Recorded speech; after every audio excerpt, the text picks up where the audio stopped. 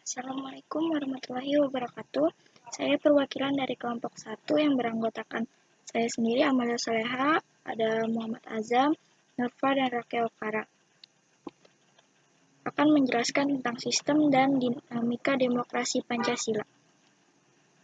Makna demokrasi, bahasa Yunani, demos yang artinya rakyat, kratos atau kratien yang artinya pemerintah.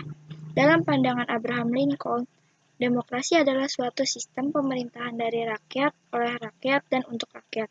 Menurut KBBI, demokrasi merupakan istilah politik yang berarti pemerintahan rakyat. Artinya, rakyat dengan serta-merta mempunyai kebebasan untuk melakukan semua aktivitas kehidupan, termasuk aktivitas politik, tanpa adanya tekanan dari pihak manapun. Karena pada hakikatnya, yang berkuasa adalah rakyat untuk kepentingan bersama. Klasifikasi demokrasi. 1. Berdasarkan titik berat perhatiannya. Yang pertama yaitu demokrasi formal, yaitu suatu demokrasi yang menjunjung tinggi persamaan dalam bidang politik tanpa disertai upaya untuk mengurangi atau menghilangkan kesenjangan dalam bidang ekonomi. Bentuk demokrasi ini dianut oleh negara-negara liberal. Yang kedua ada demokrasi material, yaitu demokrasi yang dititik beratkan pada upaya menghilangkan perbedaan dalam bidang ekonomi. Yang ketiga yaitu demokrasi gabungan, yaitu bentuk demokrasi yang mengambil kebaikan serta membuang keburukan dari bentuk demokrasi formal dan material. Yang kedua berdasarkan ideologi. Ada 3 jenis, yaitu yang pertama demokrasi konstitusional, yaitu demokrasi yang didasarkan pada kebebasan atau individualisme. Ciri khas pemerintahan demokrasi konstitusional adalah kekuasaan pemerintahannya terbatas dan tidak diperkenankan banyak melakukan campur tangan dan bertindak sewenang-wenang terhadap rakyatnya. Yang kedua yaitu demokrasi rakyat atau proletar, yaitu demokrasi yang didasarkan pada saham Marxisme atau komunisme.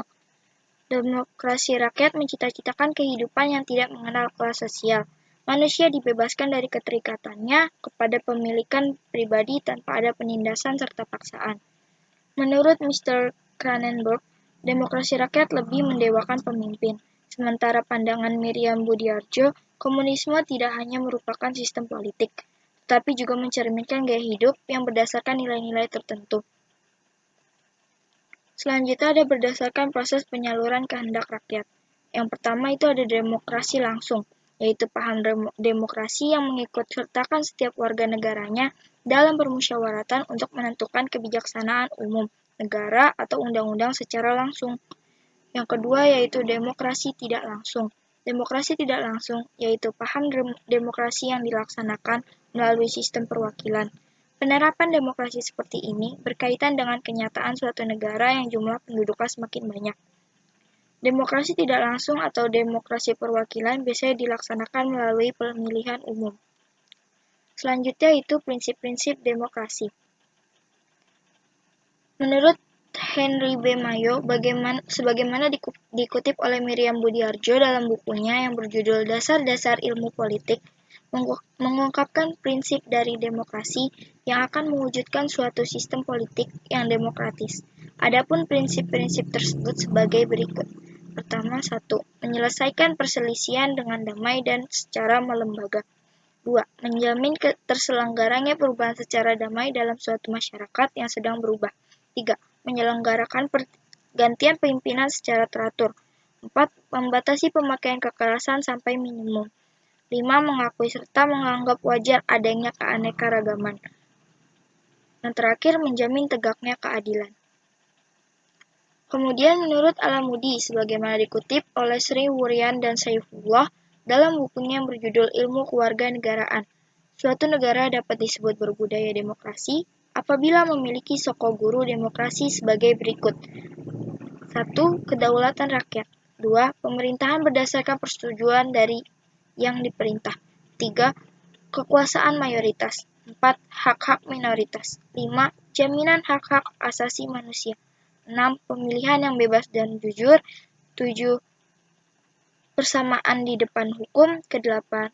Proses hukum yang wajar. 9. Pembatasan pemerintahan serta secara konstitusional.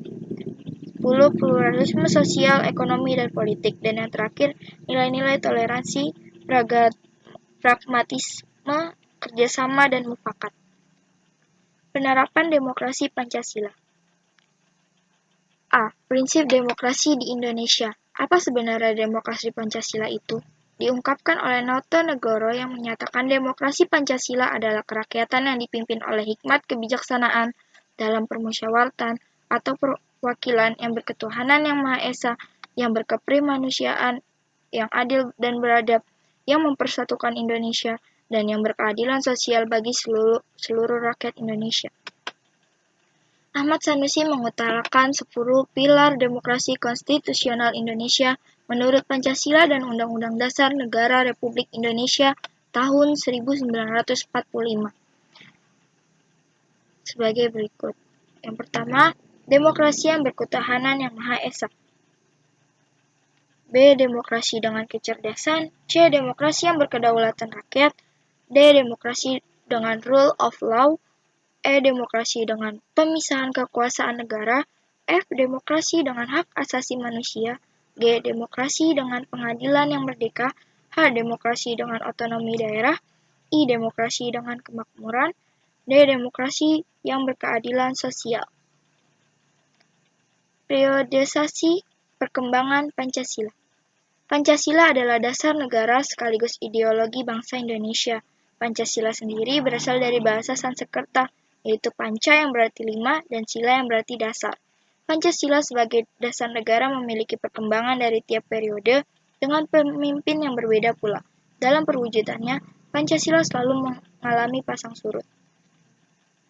Penerapan Pancasila di Indonesia dari masa ke masa melalui 3 periode, yaitu yang pertama Orde Lama dengan periode tahun 1945 sampai 1966, Orde Baru dari tahun 1966 sampai 1998, dan Orde Reformasi dari tahun 1998 sampai dengan sekarang. Orde Lama. Pada masa Orde Lama, Indonesia menjalani proses peralihan dari masyarakat terjajah menjadi masyarakat merdeka. Saat itulah proses pencarian penerapan bentuk Pancasila. Orde Lama terjadi pada 3 periode. Yang pertama, di tahun 1945 sampai 1950, Indonesia sebagai negara peralihan dari bangsa terjajah menjadi bangsa yang merdeka. Menjalani proses adaptasi penerapan ideologi bangsa yaitu Pancasila. Yang kedua, di tahun 1950 sampai 1959, sistem demokrasi berhasil diterapkan melalui pemilu 1955 yang dilakukan untuk memilih anggota konstituante. Yang ketiga yaitu pada periode 1959 sampai 1966, Soekarno selaku presiden mengubah sistem pemerintahan menjadi sistem demokrasi terpimpin. Masa Orde Baru dimulai dengan naiknya Soeharto menjadi presiden menggantikan Soekarno pada tanggal 22 Februari 1967. 1. Rencana pembangunan 5 tahun atau REPLITA. Yang kedua yaitu pemilu. 3. Pembinaan pendidikan pelaksanaan pedoman penghayatan dan pengalaman Pancasila. Yang keempat itu pemerataan pembangunan. Selama menjalankan pemerintahan, beberapa masalah yang terjadi pada tanggal 13 sampai 14 Mei 1998 diantaranya adalah maraknya KKN atau korupsi, kolusi, dan nepotisme. Hak menyatakan pendapat yang dibatasi, peran ganda duifungsi ABRI. Akhirnya pada tanggal 21 Mei 1998, Soeharto mengundurkan diri. Dengan demikian berakhir pula masa Orde Baru. Era reformasi dimulai dengan pergantian presiden dari Soeharto ke B.J. Habibie. Kepemimpinan tersebut dimanfaatkan untuk mereformasi segala tantangan pemerintahan terdahulu. Langkah-langkah yang diambil oleh Habibie yaitu 1. Membentuk Kabinet Reformasi pada tanggal 22 Mei 1998. 2. Memperbaiki sistem ekonomi dengan menaikkan nilai tukar rupiah dan rekonstruksi perekonomian nasional. 3. Mereformasi bidang politik. 4. Mengeluarkan Undang-Undang Nomor 9 Tahun 1998 tentang kemerdekaan menyatakan pendapat di muka umum. 5. Menyelesaikan masalah duifungsi ABRI. 6. Mereformasi bidang hukum. 7. Mengadakan sidang istimewa MPR untuk membuat ketetapan-ketetapan baru. Kehidupan yang demokratis. Pentingnya kehidupan yang demokratis. Pada hakikatnya, sebuah negara dapat disebut sebagai negara yang demokratis apabila di dalam pemerintahan tersebut, rakyat memiliki persamaan di depan hukum. 1. Persamaan kedudukan di muka hukum. Hukum itu mengatur bagaimana seharusnya penguasa bertindak, bagaimana hak dan kewajiban dari penguasa dan juga rakyatnya. Rakyat memiliki kedudukan yang sama di depan hukum. Artinya, hukum harus dijalankan secara adil dan benar. Hukum tidak boleh pandang bulu. Siapa saja yang bersalah dihukum sesuai ketentuan yang berlaku. Yang kedua, partisipasi dalam pembuatan keputusan. Dalam negara yang menganut sistem politik demokrasi, kekuasaan tertinggi berada di tangan rakyat, dan pemerintahan dijalankan berdasarkan kehendak rakyat. Aspirasi dan kemauan rakyat harus dipenuhi, dan pemerintahan dijalankan berdasarkan konstitusi yang merupakan arah pedoman dalam melaksanakan hidup bernegara. 3. Distribusi pendapat secara adil. Dalam negara demokrasi, semua bidang dijalankan berdasarkan prinsip keadilan, termasuk di dalam bidang ekonomi.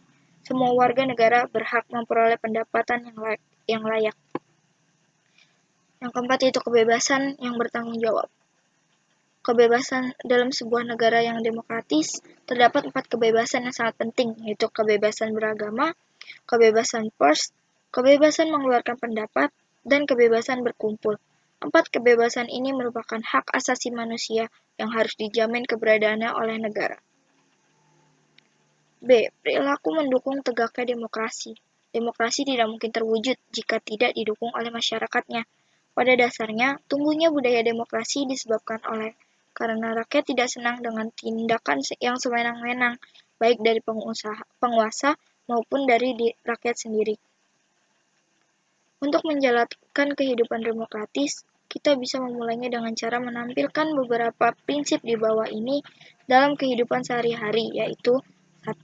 Membiasakan diri untuk berbuat sesuai dengan aturan main atau hukum yang berlaku. 2. Membiasakan diri untuk bertindak demokratis dalam segala hal. 3. Membiasakan diri untuk menyelesaikan persoalan dengan musyawarah. 4. Membiasakan diri untuk mengadakan perubahan secara damai, tidak dengan kekerasan. 5. Membiasakan diri untuk memilih pemimpin melalui cara yang demokratis. 6. Selalu menggunakan akal sehat dan hati nurani dalam musyawarah. 7. Selalu mempertanggungjawabkan hasil keputusan musyawarah kepada Tuhan Yang Maha Esa, masyarakat, bangsa, dan negara, bahkan diri sendiri. Sekian presentasi dari kelompok saya, kurang lebihnya mohon maaf. Wassalamualaikum warahmatullahi wabarakatuh.